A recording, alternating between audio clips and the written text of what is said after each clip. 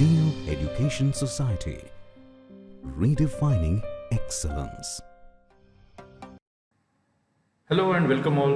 I am Mr. G.S. Ranavkar, Assistant Professor in the Department of Civil Engineering of Zeal College of Engineering and Research, Pune. In my earlier video, we had discussed the necessity of building bylaws and how they are being implemented at different levels and by different aspects of these building bylaws. In today's video, we are going to discuss the detailed building bylaws. So in case of the open spaces around a plot, which is a very important parameter while sanctioning of any building.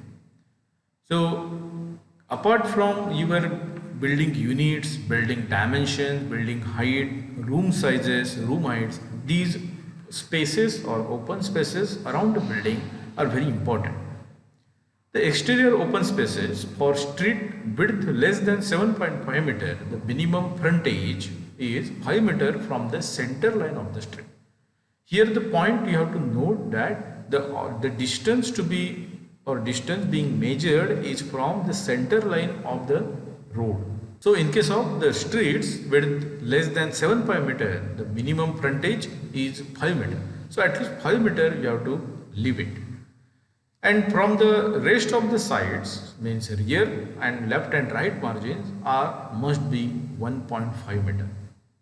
So these open spaces are essential just to provide. So frontage is important for the safety purpose as well as parking area. And rear margins are mostly being utilized for the provision of septic tanks. In case of side margins, there must be a proper entry for water supply as well as exit for drainage line. Maybe could be the drainage line chambers will be there. So for these activities, for these provisions, the side margins are very important. Now open spaces around the building for the width of street and concerned open spaces are tabulated in this table. So width road or road width up to 7.5 meter, it is 1.5, and above 30 meter, it is 6 meter. So as the road width increases, the frontage also increases. In case of side and rear margins, the height of the building and side margins are again vary. So if the height of building is 10 meter, the side margins are around 3 meter. But if the height of the building exceeds than 53 meters, then the side margins are around 16 meters. The minimum open spaces within a plot for building above 20 meters. So there are also some rules. So for buildings above 24 meter, minimum front open space must be 6 meters. For example, in cities, we normally observe the tower-like structures.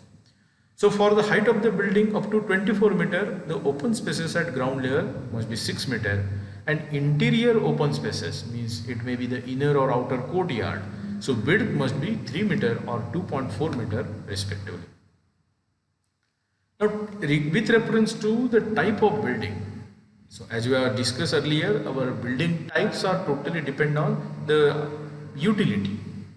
If it is an educational building, minimum open space, front 6 meter, rear 6 meter and side 6 meter. But if it is a nursery school, definitely you must have the larger spaces around the building because you are considering the safety parameter. Now in case of institutional building, again it is a 6 meter, but in case of assembly building, the frontage is somehow larger, that is double 12 meter. Because in case of assembly building, it is expected that its utility is to assemble the people. It is expected that here the people will assemble. Definitely you have to provide the sufficient parking area or whether the people can safely gather together. In case of mercantile building or storage building or business building, the front area is 4.5 meter and open spaces or side and rear margins are 4.5 meter are sufficient. In case of industrial and hazardous occupancy, so 4.5 meter up to 16 meter height. Now here the height parameters allows when there is a storage or hazardous buildings are there. And 0.25 meter for every increase of 1 meter. So as the building height increases, so per meter 0.25 meter width of side margins must be provided. Now in case of residential building, the parking is the major issue, or it is mandatorily to be provided.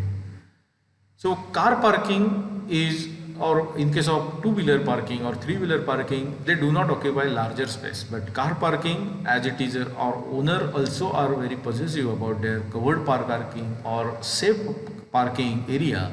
The provision must be there. So one car parking to be there accordingly, considering this as a unit for residential building, two tenements having carpet area 100 to 200 square meter. So each will having 200 square meter. So this kind of parking provision should be there. In case of educational building, per 70 square meter of carpet area, one car parking should be there. So unit is per 70 square. So in case of your educational premises, divided by 70, whatever square meter area will be there, that must be there for a car parking or parking area especially. In case of institutional area like hospitals, medical colleges, so 10 beds or 15 beds. In case of private building, 10 beds. Per 10 beds, one car parking, or per 15 beds, one car parking is mandatory. And in case of assembly halls, the unit is per 25 seats. So for each 25 seats, there should be a one car parking is essentially provided. In case of restaurants, hotels, community halls, per 20 seats, one car parking should be there. In case of private business buildings, per 100 square meter of carpet area, not built up, carpet area, there must be a one car parking space. In case of public or public offices or semi-public offices, per 200 square meter of carpet area, there must be the provision of at least one car parking. In case of mercantile, industrial and storage building, per 100 square meter, per 200 square meter and per 500 square meter of carpet area respectively, there must be at least one car parking. So these are the regulations, or these are the norms for parking spaces. Now, in majority of cases, we prefer the parking exactly, or we either it will be a perpendicular one or parallel parking, means along the roadside, or we incline parking. Now in case of parking angle, if it is a 90 degree, means you are parking your car, parking your vehicle 90 degree to the main road, then the space width is 9 feet and space length is 18 feet, means 9 feet by 18 feet area you have to reserve for one car park. Accordingly, you have to make the provisions as discussed earlier. If you are maintaining the car parking angle, means it could be 30 degree, 45 degree and 60 degree, accordingly the length will be vary. Width will remain same, but length will vary because turning radius as well as to take it reverse or maybe frontage parking will be there. So accordingly you have to make the provision. And in case of parallel parking, the length is 24 feet. So it's large enough, that is 8 feet by 24 feet. So you have to make the compartment of 8 feet by 24 feet when you are parking parallelly in your parking area. So these kind of guidelines, these kind of norms must be followed while making the provision for parking. Now coming to the next part, that is room dimensions. Now whenever thinking about room dimensions, as a civil engineer we must think about the anthropometry. Basically anthropometry is nothing but the measurement of or measuring the human body. Why this is essential? Because take an example of this man sitting over the chair. Now when he is leaving his place, definitely he will slide back his chair. So the provision must be there, or space must be there, by considering its working table, its chair, and while leaving this place he will slide back. So this much kind of place must be there. At the same time, occupant must be comfortable while using that room, and so that in case of habitable room are nothing but as like a bedroom, kitchen room, means these are where occupants are supposed to be provide, or they are going to utilize it for specific activity.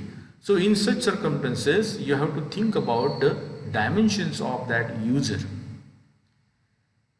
A typical example is when you are going to provide the kitchen platform. As a civil engineer, you must think about who is going to use, what will be her or his height, and accordingly you have to make the provision. Hand wash sink, It must be a user friendly. You have to think about all the dimension of users. And considering all these, the interior dimensions are defined, or these are recommended as the, in case of habitable room like bedroom, living room, drawing room, study room, the minimum size of side is 9.5 square meter. Means your room should not be less than 9.5 square meter. In case of kitchen, it should not be less than 5 square meter. In case of bathroom, 1.8. In case of WC, 1.1. These are the areas which must be followed in case of your residential building. Now, in case of educational building, the minimum height is 3.6 meters. Why this height has been extended? Because in the single hall, the occupancy could be more. Means in the, say, take an example of classroom. In case of educational building, take an example of classroom. In a classroom of say 60 people, the height must be sufficient so that there could be a proper ventilation as well as roominess can be experienced. Now, in case of industrial building, the minimum height is 4.5. Storeroom is 2.2. Again, for basements, mezzanines, it is in the range of 2.2 to 2.4. For the habitable rooms, the minimum room dimensions are area is 6.5, but the minimum height is 2.6 meter, and that is why we mostly recommend the floor to floor height for residential building as 3 meters. But in case of WC and bath, the width is restricted to 1 meter, minimum 0.9 meter, and 1 meter is a recommended one. This 1 meter or for WC and bath, because there will be the only single user occupancy will be there, and that is why the minimum dimension is 1 meter is being restricted. In case of height of plinth, there is also regulation to provide the plinth height also. So it must be 450 mm from ground level. We have already discussed in my earlier video, that is what is the significance of plinth, and accordingly this 450 mm of plinth is very essential. Now, in case of the habitable room, the 9.5 square meter, where there is only one room with minimum width of 2.4 meter, and where there are the 2 rooms, means there may be the kitchen cum dining. In such cases, the area may be more than 9.5 square meter, but with minimum width of 2.1 meter. And definitely, we never follow the height variation. For entire structure, entire building, the room height or floor height is always same. And so 3 meter is most recommended, but minimum is 2.75 meter. So that's all for today's video. Thank you. Zeal Education Society, redefining excellence.